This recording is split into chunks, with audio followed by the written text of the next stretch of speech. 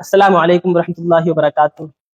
ناظرین، آج ہم بات کریں گے کہ دیوبندی، اہل حدیث یا پھر خارجی وغیرہ ان لوگوں کو امام بنا کر ان کے پیچھے ہم نماز پڑھیں تو ہمارا نماز پڑھنا کیسا ہے، ہماری نماز ہوگی یا نہیں ہوگی، یا پھر ہم پر اور بدرجہ والا گناہ پڑے گا، یا ان کے پیچھے نماز پڑھنا مکروہ ہے یا حرام ہے، کیا ہے۔ یہ لوگ جو ہے باہر جاتے ہیں، وہاں جا کر کام کرتے ہیں، امام نہیں مل پاتا ہے اہل سنت والجماعت کا، ملتا ہے تو خارجی امام یا پھر اہل حدیث والا۔ تو آئیے سب سے پہلے ہم اعلیٰ حضرت کی بارگاہ میں جاتے ہیں۔ اعلیٰ حضرت فتاوی رضویہ میں انہوں نے کئی مقام پر فرمایا ہے اہل حدیث، دیوبندی وغیرہ کے بارے میں کہ ان کے پیچھے نماز پڑھیں تو کیا مسئلہ ہے۔ سب سے پہلے اعلیٰ حضرت، یہ جلد ہے 6، صفحہ نمبر 339 پر ہے، فرماتے ہیں ہم اللہ تعالیٰ سے معافی اور عافیت کا سوال کرتے ہیں، نماز اس کے پیچھے مکروہ تحریمی، اور جو اس حد تک پہنچ گئی تو اقتدا اس کی اصلاً صحیح نہیں ہے۔ اور ایک دوسری جگہ ارشاد فرماتے ہیں، صفحہ نمبر 486 ہے، ایک سوال ہے، کیا فرماتے ہیں علماء دین اس مسئلے میں کہ جو شخص اسماعیل دہلوی مصنف تقویۃ الایمان کو حق جانتا ہو اس کے پیچھے نماز پڑھنا چاہیے یا نہیں؟ تو اعلیٰ حضرت نے جواب میں ارشاد فرمایا ہے، اگر اس کی ضلالت و کفریات پر آگاہی ہو کر اسے اہل حق جانتا ہو تو خود اس کی مثل گمراہ بددین ہے اور اس کے پیچھے نماز کی اجازت نہیں۔ اگر نادانستہ بھول کر پڑھ لی تو جب اطلاع ہو اعادہ واجب ہے۔ فرماتے ہیں اگر بھول کر نماز پڑھ لی اہل حدیث کے پیچھے تو جب یاد آ جائے اس وقت اعادہ اس کا واجب ہے۔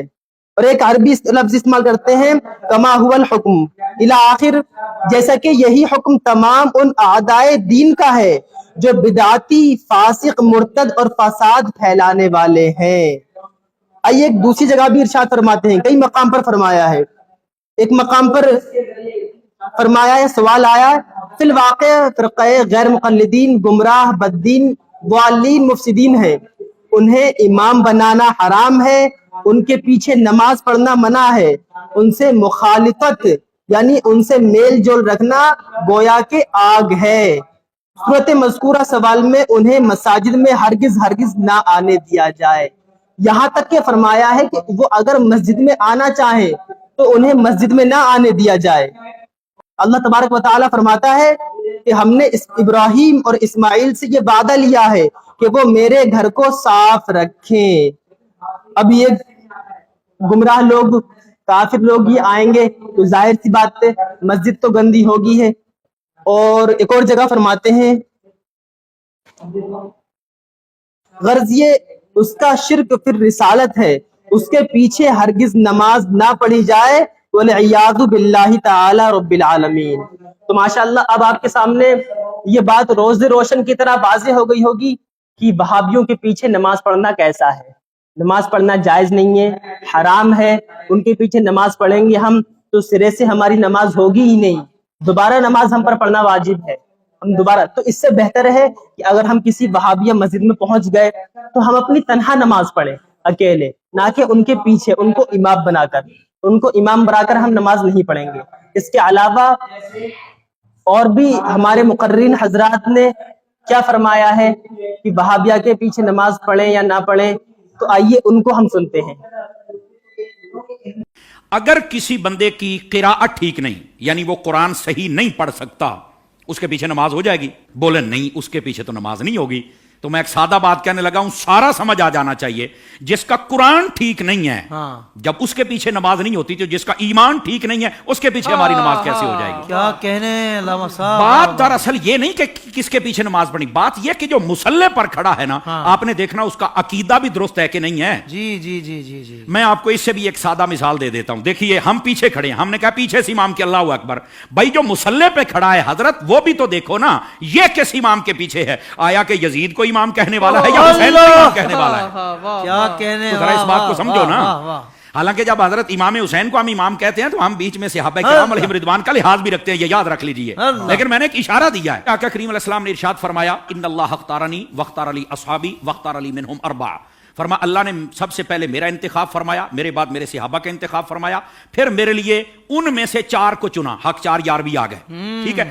پھر اس کے بعد فرمایا, اس کے مختلف پہلو آگے ہیں, مختلف الفاظ و طرق و سند یہ روایت ہے, لیکن ایک روایت یہ بھی ہے, فرمایا ان قریب ایک قوم آئے گی ینتقصونہم ویسبون اصحابی, جو میرے صحابہ کرام میں سے نقص نکالے گی, عیب نکالے گی اور گالیاں دے گی.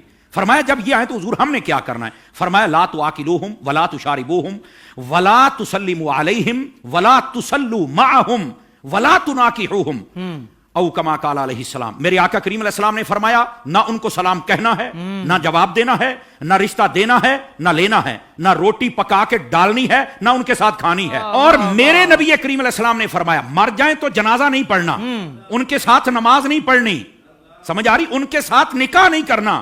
تو میں نے کہا یہ ہمیں چورن مت بیچو, ہم نے حضور کی حدیث پڑھی ہوئی ہے. اگر کوئی چاہتا ہے کہ ہمارے سامنے کھڑا ہو کر ہمارا امام بنے, امام بننے سے پہلے بندہ بن کے مجھے یہ بھی بتائے تیرا نبی کے بارے میں کیا عقیدہ ہے, تیرا صحابہ کے بارے میں کیا عقیدہ ہے, تیرا افضلیت صدیق اکبر بکار بارے میں کیا عقیدہ ہے, تو کل صحابہ کو جنتی مانتا ہے یا نہیں مانتا, تو نبی پاک کی اہل بیت کے بارے میں کیا کہتا ہے, یہ سارے عقیدے مجھے بتا دے, میں تیرے پیچھے کھڑا ہو کے نماز پڑھ لوں گا. کیا کہنے, کیا کہنے. ویسے یہ جو نمازوں کا شوق ہے نا, میں صرف اتنی بات بتا دوں بھائی جان, یہ ترمذی شریف میں روایت موجود ہے. ایسی روایات جب آتی ہیں تو پھر بیٹھ جاتے ہیں کیڑے مکوڑے, یتیم العلم یزید الفکر, وہ بیٹھ کے کہتے ہیں کہ نہیں یہ یوں نہیں, یہ یوں نہیں, یہ ٹھیک نہیں. میں نے کہا حضرت جب آپ کی اصل ہی ٹھیک نہیں تو آپ کو یہ بات کیسے سمجھ آئے گی. نبی پاک علیہ السلام تشریف فرما ہے, ایک شخص آ گیا, اس نے کہا حضور فلاں شخص فوت ہو گیا, جنازہ پڑھانا. فرمایا ہم نے نہیں پڑھانا اس کا, حالانکہ مشکات شریف پڑھ لو, حضور نے فرمایا جب کوئی فوت ہو جائے مجھے بتا کرو, جنازے میں پڑھاؤں گا. جی آپ اس بات کا اظہار فرمایا کرتے تھے کہ جنازہ میں نے پڑھانا, میں نے مفہوماً و مختصراً بات سنائی ہے. جی. اس کا جنازہ کیوں نہیں پڑھا؟ جب سوال پوچھا گیا تو آقا کریم علیہ السلام نے فرمایا انہ کان یبغض عثمان ابن عفان, یہ میرے عثمان سے بغض رکھتا ہے. جب حضرت عثمان کے بغضی کا جنازہ نہیں پڑھنا تو بتاؤ پھر ابو بکر کے بغضی کا جنازہ ہم کیسے پڑھ لیں؟ بتائیے کیسے ہم ان کے پیچھے نمازیں پڑھ لیں اور ان کے آگے کھڑے ہو کر ان کے جنازے پڑھائیں اور ان کے ساتھ ہم پیار کی پینگیں چڑھائیں اور ہم ان کو جفیاں ڈالیں. بھائی ان سب کو سمجھنا چاہیے یہ ڈائریکشن ہے سیدھی سیدھی سڑک, یہ شفاعت نگر کی ہے, اس سڑک پر آ جائیں جس کا نام راستہ اہل سنت ہے, ہم تمہارے پیچھے کھڑے ہو کر نمازیں پڑھنے کے لیے تیار ہیں. تو جب عقیدہ ہی واضح نہیں ہے تو آڈی پنجابی کہندے نے ویکھ کے زہر تو کوئی نہیں پیندا. حضور شاہ صاحب ہماری پنجابی ویکھ کے زہر تو کوئی نہیں پیندا, تو پھر ہم تو نہیں پی سکتے. ویسے اگر کسی کو زیادہ شوق ہو نا, بس نہیں وہ قرآن پڑھتے ہیں تو چھوڑو جی چھوڑو, داڑھی بھی ہے تو چھوڑو جی چھوڑو, مصلے پہ ہے, تو میں نے کہا آبا صاحب اللہ کی تفسیر اٹھا کے دیکھ لے, یہ تیرا شوق بھی پورا ہو جائے گا. حضرت حافظ صاحب ہوا یہ کہ حضرت فاروق اعظم کا زمانہ اقدس ہے, ایک قریب محلے میں امام آ گیا, اس کو نماز کے لیے ہر نماز کے اندر جب وہ قرات کرتا ہے تو آبا صاحب تولا پڑھتا ہے. لوگوں نے کہا بھی اور قرآن نہیں آتا؟ کہتا آتا ہے. تو یہ کیوں پڑھتا ہے؟ کہتا مزہ آتا ہے. اچھا, انہوں نے کہا ذرا حضرت فاروق اعظم کی خدمت میں لے کے چلے. حضرت فاروق اعظم کو بتا, آپ نے طلب فرما لیا, واقعہ لمبا ہے, آپ نے طلب فرما لیا. آپ نے جب طلب فرمایا تو آپ نے کہا کیوں پڑھتا ہے؟ کہتا ہے مجھے نا اصل میں مزہ آتا ہے, اس لیے کہ اس میں معاذ اللہ اس کی سوچ دیکھو, پڑھ سب کچھ رہ گئے لیکن سوچ دیکھو اس کی. اس نے کہا جی بات یہ ہے کہ اللہ نے اپنے حبیب کو یہاں جھڑکی پلائی ہے تو مجھے بڑا مزہ آتا ہے. استغفر اللہ استغفر اللہ. یہ خارجیانہ سوچ تھی, سمجھ آ رہی ہے میری بات کی؟ یہ توہین کی سوچ تھی. یہ کامل و اکمل لوگوں کا یہ شیوہ ہی نہیں ہوتا. اور ایسی جو ہمارے سامنے مثالیں ہوتی ہیں نا, وہ ہمیں سمجھنے کے لیے مثالیں ہوتی ہیں, اور پھر ایسے لوگوں کا حشر کیا وہ بھی سننا ذرا. ٹھیک ہے, حضرت فاروق اعظم نے اچھا تجھے مزہ آتا ہے؟ کہا بالکل. آپ نے تلوار منگائی اور 2 ٹکڑے کر دیے اس کے. آپ نے فرمایا ودوحا پڑھ کے تجھے مزہ نہیں آتا؟ وما ارسلناک الا رحمۃ للعالمین پڑھ کے تجھے مزہ نہیں آتا؟ انا اعطیناک الکوثر پڑھ کے مزہ نہیں آتا؟ ورفعنا لک ذکرک پڑھ کے مزہ نہیں آتا؟ یعنی جو قرآن پڑھ کے دل میں توہین مصطفیٰ کی رکھے, جب اس کے پیچھے نہیں ہوتی تو جو سرعام میلاد پر کفر کے فتوے لگائے ان کے پیچھے کیسے ہو جائے گی؟ مقتدی اور امام کا عقیدہ یہ شرائط میں سے ہے. امامت کی 6 شرطیں ہیں. کون امام ہو سکتا ہے؟ کتنی شرطیں؟ 6. ان میں سے ایک شرط یہ ہے کہ مقتدی اور امام کا عقیدہ ایک ہو. اگر دونوں کے عقیدوں میں فرق ہے نماز قائم ہوگی. بس مشکات شریف کی حدیث سن لو اور یہ مسئلہ یاد کر لو. حضور صلی اللہ علیہ وسلم نے ایک شخص کو دیکھا کہ اس نے قبلے کی سمت میں تھوکا. حضور صلی اللہ علیہ وسلم نے دیکھ لیا لوگوں کو بلا کے کہا یہ کون ہے؟ انہوں نے کہا ہماری مسجد میں امام ہے، ہمارے محلے میں. فرمایا آئندہ اس کو امام نہ بنانا، آئندہ اس کو امام، حدیث کہاں ہے؟ مشکات شریف میں. آئندہ اس کو امام نہ بنانا. کیوں؟ اس نے قبلے کی سمت کی تعظیم نہیں کی. قبلے کی نہیں، قبلے کی جس طرف قبلہ ہے اس سمت، کچھ لوگ سمت بولتے ہیں، اس سمت کی تعظیم نہیں کی، لہذا یہ امامت کے لائق نہیں. یقیناً وہ صحابی ہوگا، حضور صلی اللہ علیہ وسلم کے سامنے جو ہے صحابی ہوگا مسلمان، اس نے توبہ کی ہوگی، معافی ملی ہوگی، مگر قانون کیا بن گیا؟ جو قبلے کی سمت کی تعظیم نہیں کرتا وہ امامت کے لائق اونچی. مجھے ایک سوال کا جواب دینا، قبلہ یا اس کی سمت افضل ہے یا میرا نبی افضل ہے؟ اونچی. سب کا جواب چاہیے، میرا کہنا نہیں. صحیح حدیث ہے، حضور صلی اللہ علیہ وسلم نے غلاف کعبہ تھاما اور کہا اے کعبے تو مجھے بہت پیارا ہے، مگر مجھے قسم ہے اس ذات کی جس نے مجھے حق کے ساتھ بھیجا، جس کے قبضہ قدرت میں میری جان ہے، مرد مومن کی عزت اللہ کے نزدیک تجھ سے بھی زیادہ ہے.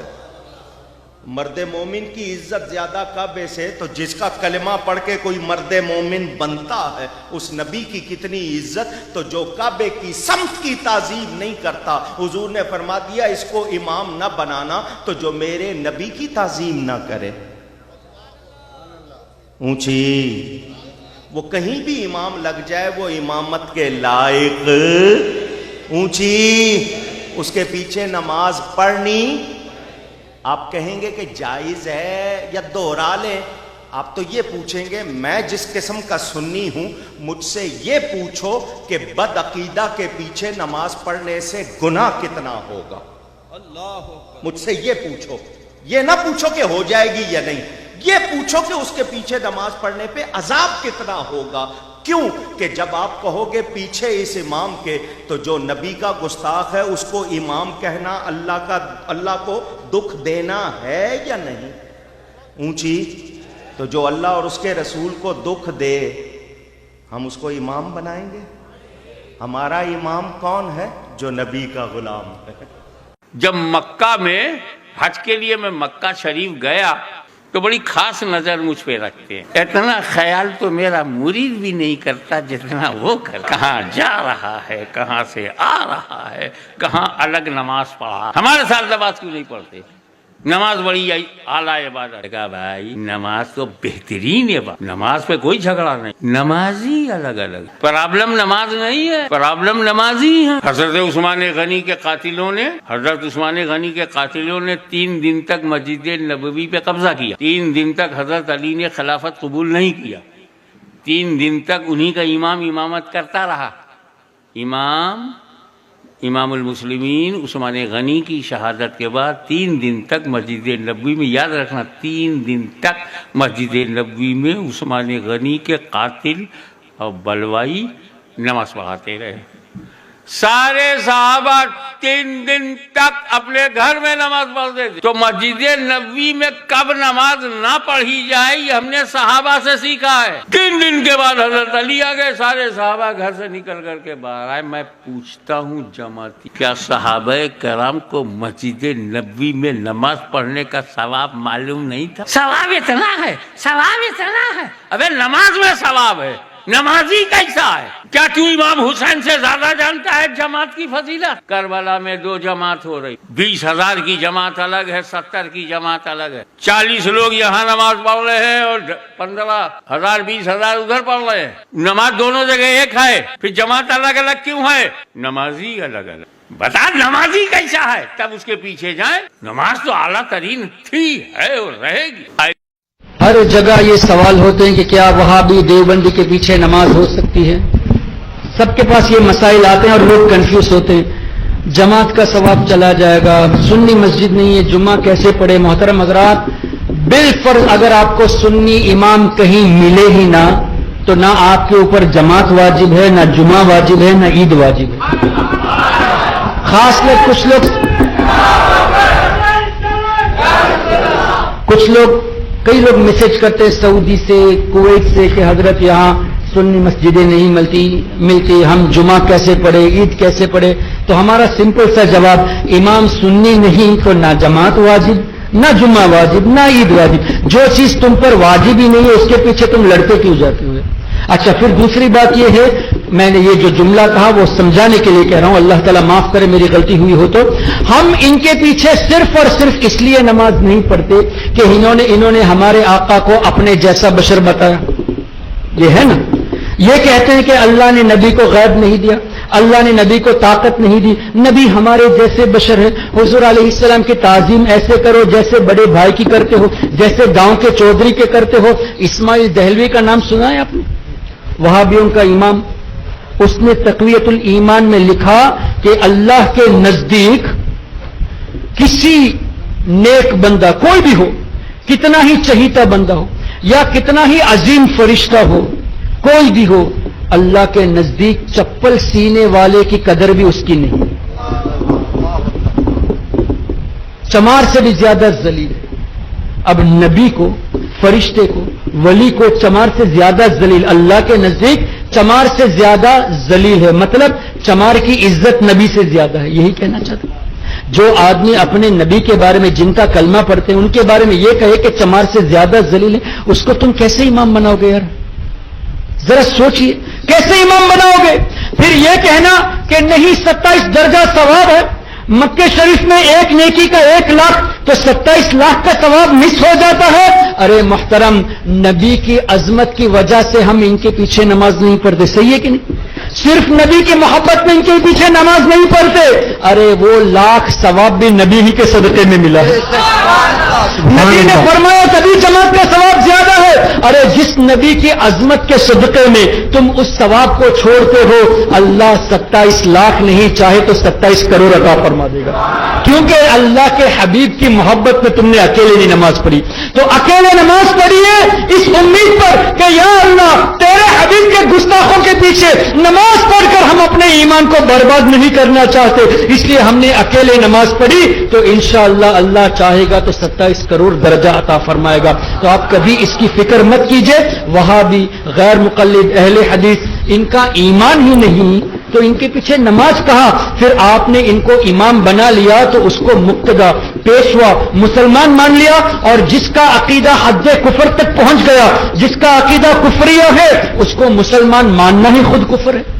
تو آپ ثواب کے پیچھے جاتے ہو، لیکن پتا چلا کہ بد عقیدے کو آپ نے مسلمان مان لیا، کافر کو آپ نے ایمان والا مان لیا، پھر اس کو اپنا امام بھی مان لیا، تو اپنے ایمان کی آپ خبر لیجئے۔ تو سیفٹی تو اسی میں ہے کہ آپ سنی امام نہ ملے تو نماز اکیلے پڑھے، اور اگر آپ 3-4 لوگ ہوں تو آپ آپس میں جماعت کر کے آپ جماعت کا ثواب حاصل کر لیجئے، ہرگز وہابی کے پیچھے مت پڑھیے۔ کوئی یہ بھی کہتا ہے کہ نہیں کچھ مسجدیں ایسی ہوتی ہیں جہاں ہم کو پتہ نہیں کہ امام سنی ہے یا وہابی ہے، سنی ہے یہ دیوبندی ہے، ہم کو پتہ نہیں، تو ایسی جگہوں پہ ہم کیا کریں؟ تو احتیاط تو یہی ہے کہ ایسی جگہ پہ بھی اکیلے ہی نماز پڑھے۔